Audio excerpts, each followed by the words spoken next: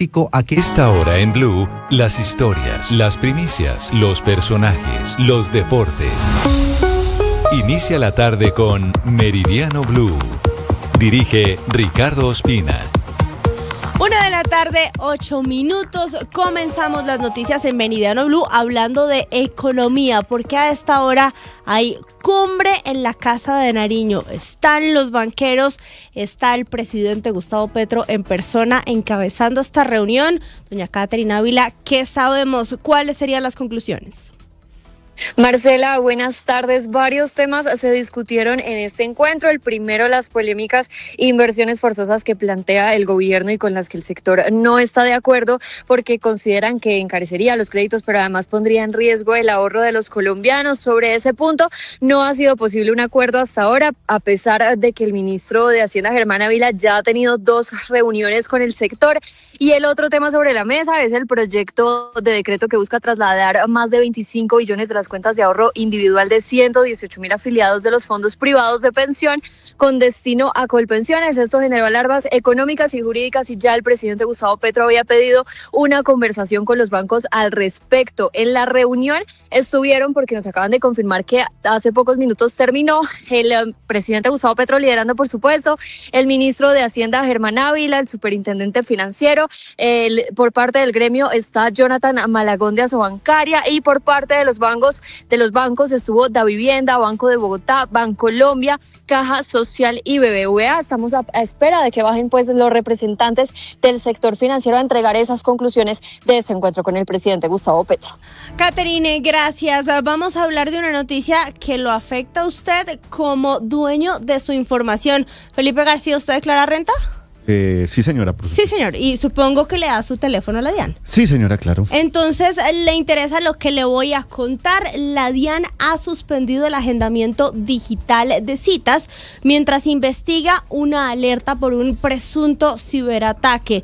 Desde hace unos días, en foros de la web oscura se están vendiendo bases de datos que presuntamente le habrían quitado a la DIAN. Entre los datos que estarían en manos de los delincuentes, esto es algo que no está comprobado, la DIAN está investigando, estarían nombres, apellidos, correos electrónicos y números de celular. Una información en desarrollo que por supuesto les vamos a estar ampliando. Vamos ahora a Medellín porque 4 heridos en un aparatoso accidente de una ambulancia contra un árbol resultaron en lo que ocurrió en la vía Cisneros-Puerto Berrío. Las autoridades confirmaron que los lesionados ya fueron trasladados al hospital local. Héctor David. Pues Marcela, con las buenas tardes. Este grave accidente de tránsito ocurrió en el kilómetro 14 de la vía que, como usted advierte, comunica en el nordeste antioqueño al Cisneros con Puerto Berrío hacia el Magdalena Medio y la Ruta del Sol, primero hacia el centro del país por Puerto Boyacá y también a los Santanderes, que causó fracturas y contusiones a 4 personas, y es que ellas iban en una ambulancia cuyo conductor perdió el control y colisionó contra un árbol, dejando como resultado el conductor y el paciente con heridas menores, mientras que la enfermera y una adulta mayor, quien era la acompañante, con múltiples fracturas. De acuerdo con el reporte de la seccional de tránsito, todos los heridos fueron remitidos al hospital local de Cisneros y el caso más grave es el de la mujer acompañante, que tiene algunas lesiones de consideración. Marcela. Héctor David, gracias. Hablamos de la guerra en Medio Oriente porque la ofensiva de Israel y Estados Unidos mantiene a Teherán como uno de los puntos más bombardeados desde el sábado pasado. La capital de Irán, en la que residen casi 10 millones de personas, alberga las principales instituciones políticas y militares de la República Islámica. Varias de ellas están reducidas a escombros. Vamos a Teherán, la capital de Irán. ¿Cómo se vive la guerra? Catalina Gómez, de la Alianza Informativa Latinoamericana.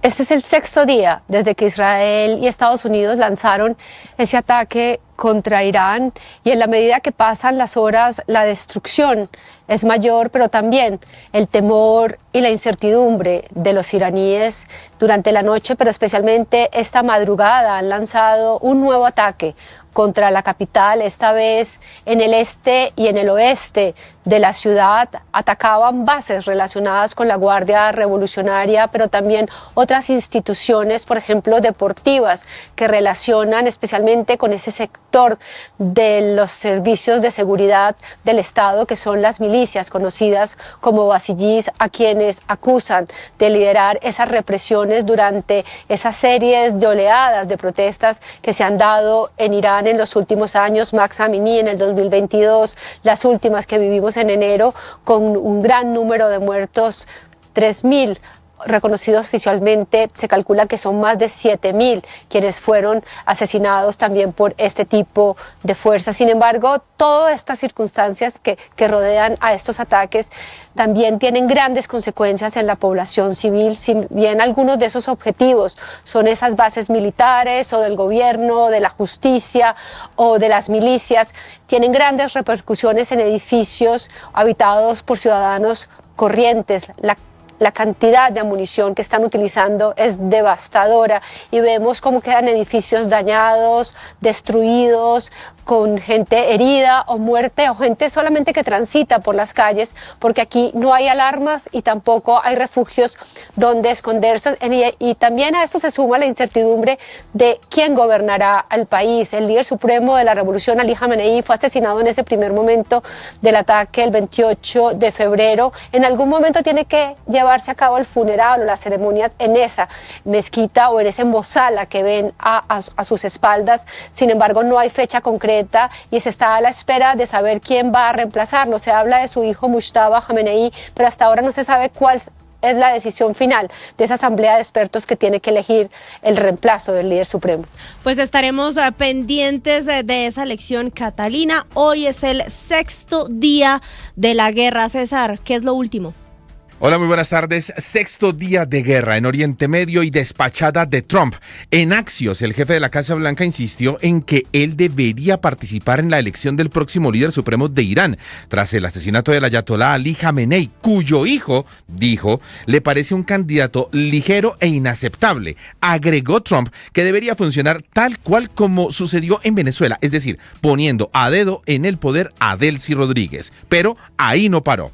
Tenemos muchos ganadores, pero España es una perdedora, dijo el presidente Trump en una entrevista con otro medio, el New York Post. Se trata de un nuevo ataque de Trump al gobierno español, después de que el pasado lunes amenazara con cortar las relaciones comerciales por el rechazo de Pedro Sánchez a que Estados Unidos usase las bases de Morón y Rota en el conflicto con Irán. Sánchez le respondió diciendo que el país no iba a ser cómplice de una guerra, pero Trump sigue de ronda por los medios. También habló con la agencia Reuters y dijo que la operación contra Irán avanza más rápido de lo previsto, pero no reveló una fecha para ponerle fin al conflicto, y agregó que el estrecho de Hormuz, por donde pasa el 20% del petróleo mundial, se mantendrá abierto. En el terreno, ya el ministro de Exteriores de Irán, Abbas Araghchi, elevó el tono contra Estados Unidos. Dijo que no le tenía miedo a una operación terrestre estadounidense y le mandó un recadito a Trump: los estamos esperando y si llegan a entrar, sería un desastre para ellos. Are you afraid of a U.S. invasion in your country? No, we are waiting for them. You are waiting for the U.S. military to invade the ground troops? Yes, because we are confident that we can confront them. And that would be a big disaster for them. Y en el otro frente de guerra, las autoridades del Líbano han elevado a 102 los muertos y casi 640 los heridos a causa de la oleada de bombardeos lanzada por Israel contra el país en respuesta al disparo de proyectiles por parte del grupo terrorista Hezbollah en venganza por el asesinato del líder supremo iraní, el ayatolá Ali Khamenei.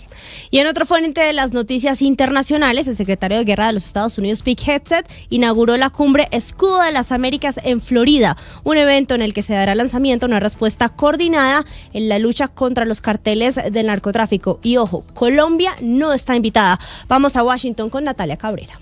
Delegaciones de Argentina, Bolivia, Chile, Costa Rica, Ecuador, El Salvador, Guyana, Panamá, Paraguay, República Dominicana y Trinidad y Tobago se reúnen en Doral, Florida, convocados por Estados Unidos para activar una coalición que busca enfrentar el narcotráfico en las Américas.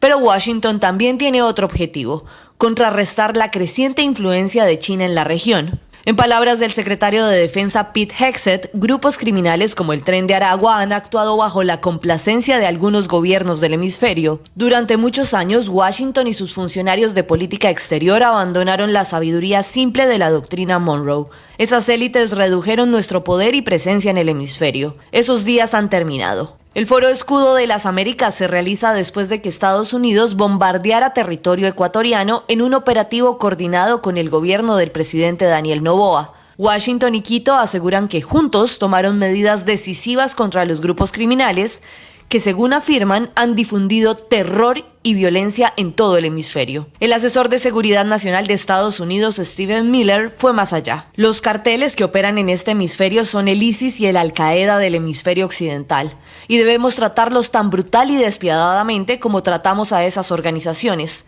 No hay una solución de justicia al problema de los carteles, solo pueden ser derrotados con poder militar. El presidente Donald Trump se sumará al encuentro el sábado, donde se espera que busque acuerdos con los países participantes para fortalecer la seguridad regional y garantizar la seguridad energética del hemisferio. Llama la atención que Colombia, uno de los principales aliados de Washington en la lucha antinarcóticos, no está presente en esta reunión. Octavio, ¿y qué vamos a tener hoy en los deportes?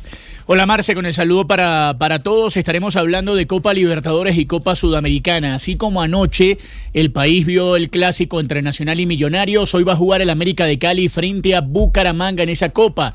También hablaremos de la Libertadores, del Deportivo Independiente Medellín, de todo lo que está sucediendo en el fútbol colombiano, porque hoy también se van a jugar un par de duelos.